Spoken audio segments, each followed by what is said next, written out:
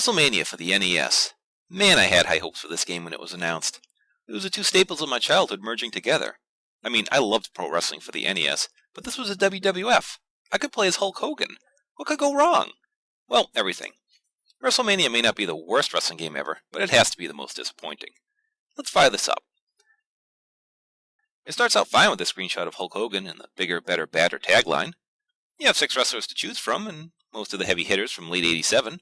Hogan, Savage, DiBiase, Bam Bam Bigelow, Andre, and the Honky Tonk Man.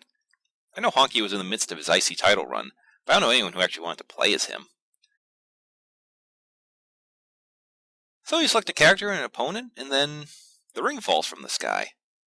Where's the crowd? Did they dim the lights like a Sin Cara match? Are we in outer space? Nope, there just isn't one. The lack of an audience is really one of my biggest complaints. It just makes everything seem, well, fake. There's no referee either, just numbers that appear when you pin someone. They can't fight outside the ring either, so every match is basically a default lumberjack match.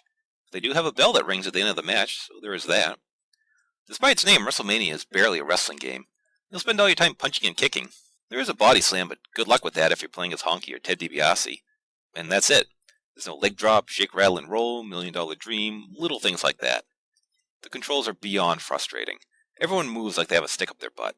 This is probably realistic for Andre, but I expect a little more maneuverability from, say, Randy Savage. Maybe it's just me, but I have an easier time pulling off a 50-move combo in Street Fighter than going for a pinfall. Remember in pro wrestling where you'd hit up to climb a turnbuckle? Apparently that's too easy for Acclaim. In WrestleMania, you have to run along the bottom of the screen and then hit B at just the right time to jump up to the turnbuckle. Most likely your opponent will trap you and beat your ass before you get off the ground. By the way, if you do get cornered, you may as well just hit reset and save yourself some time. If you're taking a beating, you'll turn red. And I mean your character, but possibly also you the player. You can inflict more damage in this state, which would be great if you could actually do moves. Little icons float across the screen that give you energy back, but really, if you avoid the other guy, you'll get energy back anyway. Graphics-wise, you can at least tell who everyone is, but Hulk Hogan's wearing red for some reason. There's a weird trend where they make some wrestlers really fat. I know Bam Bam wasn't exactly svelte, but he looks like a beach ball here.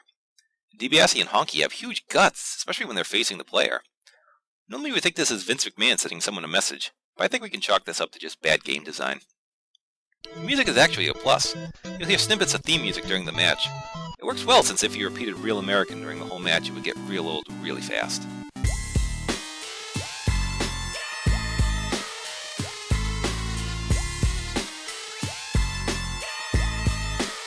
You have to enter a name when you play, which is weird since you're playing as an actual wrestler.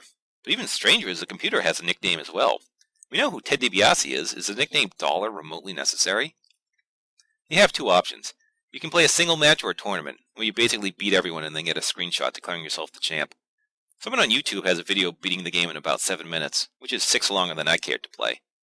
Apparently if you have 6 friends, you can set up a round-robin style tournament, which is cool as hell. Good luck finding 5 other people willing to put up with the game for that long. Most galling of all, the computer actually congratulates itself after it beats you. That's like celebrating winning a tennis match after you break the other guy's racket. How could Acclaim have done such a bad job? Pro Wrestling showed you can make a solid game for the NES, and that came out 2 years before. That's like someone inventing the wheel. Maybe it's not a perfect circle, but it runs just fine, and it's great for a first effort. Then Acclaim offers their version of a wheel, and it's just a square. Acclaim will go on to terrorize WWF fans for another decade until THQ saved the day. But those are games for another day. Until then, thanks for watching, and remember, a winner is you.